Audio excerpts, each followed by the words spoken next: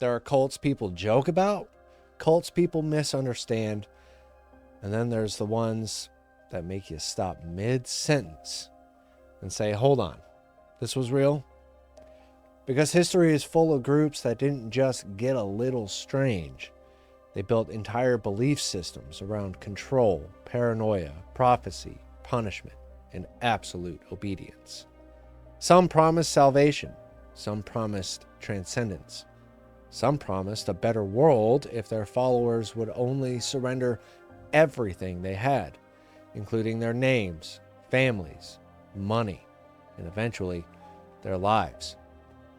And the worst part is that most of these groups didn't begin looking insane from the outside. They often started with charisma, certainty, and a leader who sounded like he had all the answers.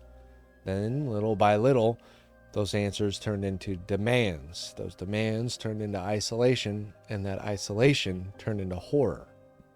So today, we're looking at 5 crazy cults that actually existed, and the deeper you go, the less they feel like exaggerated stories, and the more they feel like proof that under the right pressure, people can be led almost anywhere.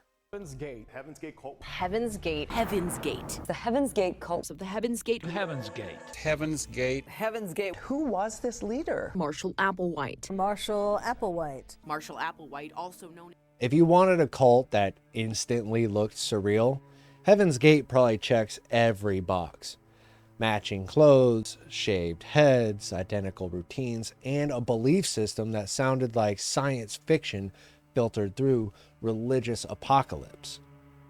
The group was led by Marshall Applewhite, who convinced his followers that Earth was about to be wiped clean and that the only way to survive was to leave their human bodies behind and ascend to a higher level of existence.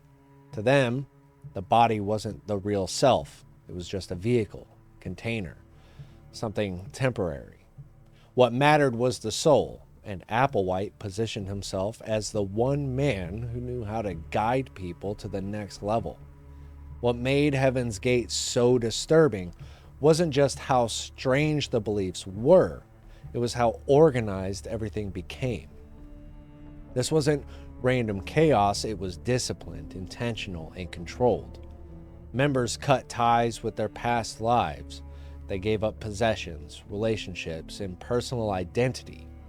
They lived under strict rules, spoke in oddly flattened language, and treated ordinary human emotion almost like a flaw that needed to be removed. Applewhite didn't just preach escape from the world, he taught his followers to distrust the entire human experience, including desire, individuality, and attachment. Then came the Hale-Bopp Comet, 1997. As public fascination with the comet exploded, Applewhite tied the event directly into the group's theology. He convinced his followers that a spacecraft was traveling behind it and that this was their moment to leave Earth behind. It's one of those claims that sounds almost impossible to believe in hindsight. But cults don't work by throwing people into the deep end on day one.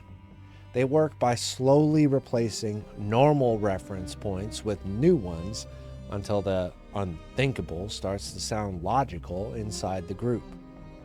In the end, dozens of members died in a coordinated ritual that was calm, methodical, and chilling in its precision. They wore matching outfits, armbands, and identical shoes, which only made the scene more haunting to the public. And that's why Heaven's Gate still sticks in people's minds. It wasn't just violent, it was eerie. It looked like total belief stripped of everything human.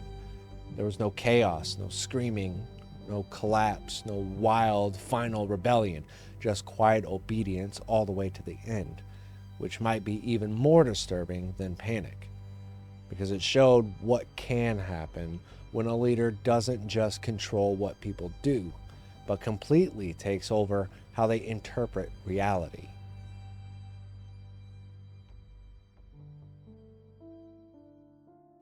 If Heaven's Gate was eerie and clinical, the Anthill Kids were something else entirely. This was the kind of cult that makes people ask how no one stopped it sooner. And the honest answer is that by the time outsiders fully understood how bad it was, the damage had already gone far beyond manipulation. The group was led by Roque Therault, a man who presented himself as a prophet and healer, but behaved more like a tyrant with a religious costume wrapped around brutality. What started as a fringe spiritual community in Canada turned into one of the most grotesque examples of cult abuse ever recorded. Therault didn't just demand loyalty, he demanded suffering. He used religion, fear, and his own warped authority to convince followers that pain had meaning, that punishment purified them, and that obedience was the only path to survival. In a lot of cults, the danger escalates through emotional control, financial exploitation, or isolation.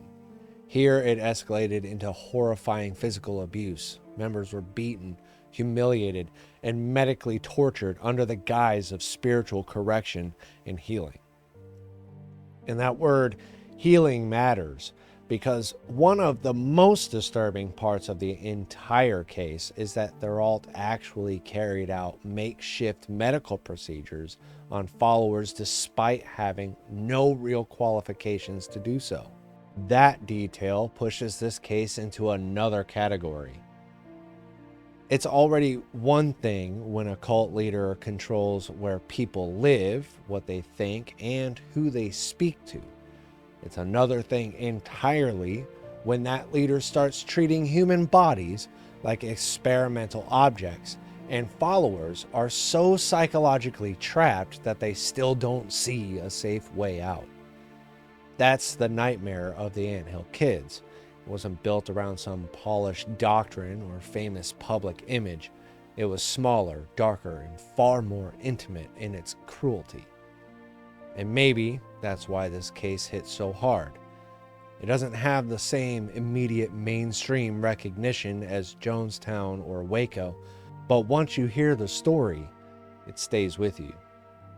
Because it shows what cult control looks like when it's stripped down to raw domination. No grand media circus, no celebrity aura, just a manipulative leader, a closed environment, and followers pushed so far out of normal reality that the unthinkable became routine. The Anthill Kids weren't just bizarre, they were a brutal reminder that some cults don't end in one dramatic public moment. Some rot in private for years while the leader gets more confident, more sadistic, and more convinced that no one can stop him.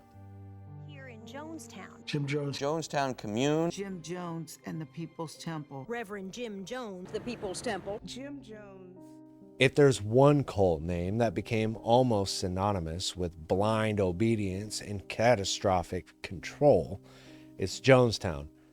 But the story started before Guyana, before the remote compound, and before the mass deaths that made the group infamous around the world. It started with Jim Jones, a preacher who understood something very dangerous.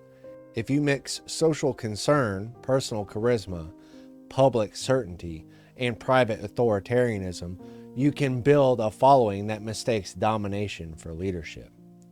The People's Temple didn't look like a death cult at first. To many followers, it looked like a mission, a cause, a movement built around equality, justice, and community. That's part of what made Jones so effective. He didn't recruit people into obvious madness. He recruited them into purpose. He created the impression that he was building something morally urgent and historically important. But as his control deepened, the lines between loyalty and surrender vanished. Followers were increasingly isolated from outside influence, monitored internally, and taught that enemies were everywhere. Criticism became persecution, doubt became betrayal, and Jones, like so many cult leaders, gradually made himself the center of truth. By the time the group relocated to Guyana and established Jonestown, the environment had become even more dangerous. physical isolation gave Jones what cult leaders always crave most: fewer interruptions. In a remote settlement far from ordinary accountability, his influence expanded and reality narrowed. Followers were exhausted, pressured, and surrounded by a system that constantly reinforced dependence. The outside world was painted as hostile. Leaving wasn't simple. Thinking independently became harder the longer someone remained inside that closed world. When outside scrutiny finally intensified, the whole structure began to shake. A visiting congressional delegation brought attention, fear, and exposure, and once the group's internal pressure collided with external investigation, the end came fast and horribly. The deaths at Jonestown became one of the most infamous cult tragedies in modern history, and the reason it still carries so much weight is because it exposed how a movement can evolve from public idealism into total nightmare. People didn't join because they wanted destruction. Most joined because they thought they were building a better life. That's the part people miss when they reduce cult stories to simple stupidity. These groups don't grow because everyone inside is foolish. They grow because the leader knows how to weaponize hope before turning it into fear. And once fear takes over, the group no longer functions like a community. It functions like a sealed system built to protect the leader at any cost.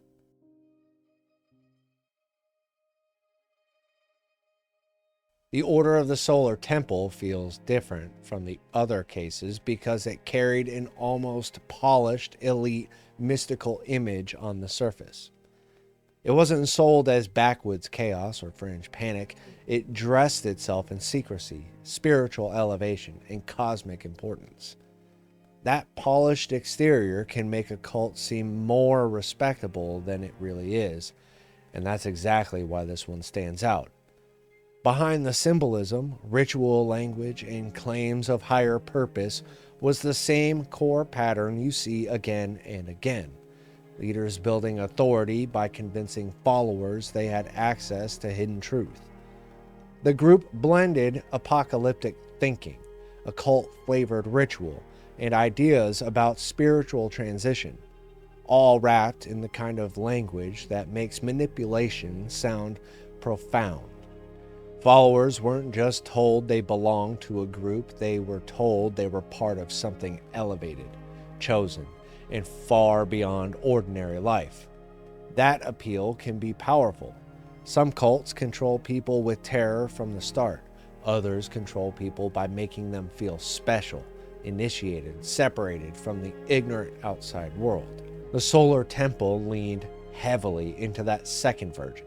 What makes this case especially chilling is the way its deadly end felt ritualized rather than impulsive.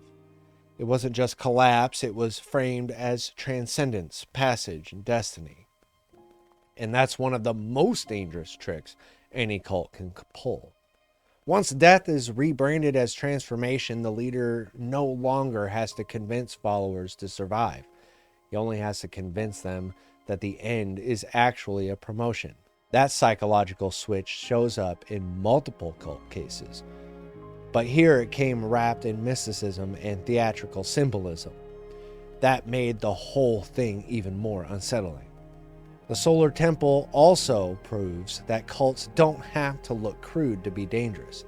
Sometimes the more refined they appear, the easier it is for outsiders to underestimate them. It's easy to imagine a cult as loud, sloppy, and obviously unstable.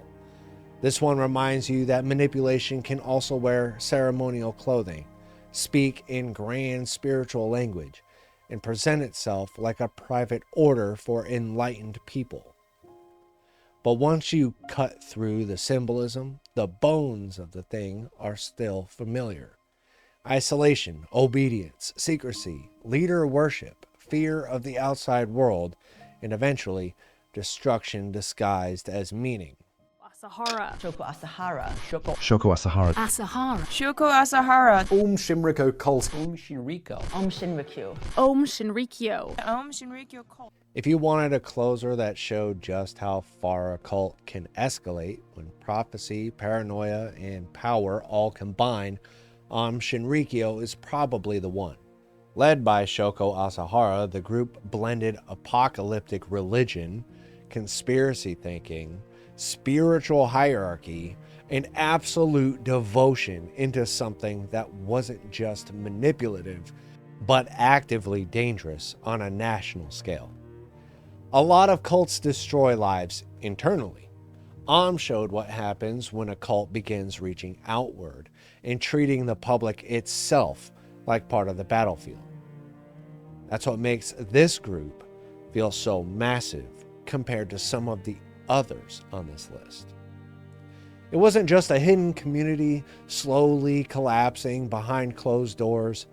It developed structure, resources, influence, and a sense of mission that went way beyond private spiritual life.